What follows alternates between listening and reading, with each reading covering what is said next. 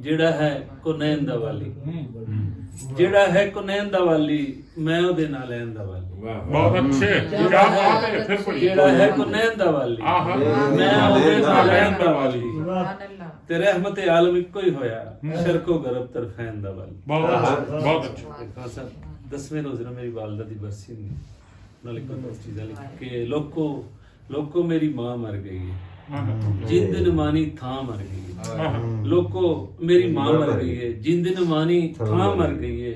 ਸਿਰ ਤੇ ਸ਼ਿਕਰ ਦੁਪਹਿਰਾਂ ਚੜੀਆਂ ਤੇ ਬੋੜਾਂ ਵਰਗੀ ਛਾਂ ਮਰ ਗਈ ਹੈ। ਲੋਕੋ ਮੇਰੀ ਮਾਂ ਮਰ ਗਈ ਹੈ ਤੇ ਮੇਰੀ ਆਈ ਉਹਨੂੰ ਆ ਗਈ। ਮੇਰੀ ਆਈ ਸਿਰ ਤੇ ਸ਼ਿਕਰ ਦੁਪਹਿਰਾਂ ਚੜੀਆਂ, ਬੋੜਾ ਵਰਗੀ ਛਾਂ ਮਰ ਗਈ ਹੈ। क्या बात है। ਮੇਰੀ ਆਈ ਉਹਨੂੰ ਆ ਗਈ, ਖਬਰੇ ਕਮਲੀ ਤਾਂ ਮਰ ਗਈ ਹੈ। हाय हाय हाय। ਮੇਰੀ ਆਈ ਉਹਨੂੰ ਆ ਗਈ, ਖਬਰੇ ਕਮਲੀ ਤਾਂ ਮਰ ਗਈ ਹੈ। ਕਹਿੰਦਾ ਸਾਈਂ ਹੋ ਨਹੀਂ ਸਕਦਾ, ਕਹਿੰਦਾ ਸਾਈਂ ਹੋ ਨਹੀਂ ਸਕਦਾ, ਹੁਣ ਮੈਂ ਕਹਿਣਾ ਹਾਂ ਮਰ ਗਈ। ਕਹਿੰਦਾ ਸਾਈਂ ਹੋ ਨਹੀਂ ਸਕਦਾ, ਹੁਣ ਮੈਂ ਕਹਿਣਾ ਹਾਂ ਮਰ ਗਈ ਹੈ।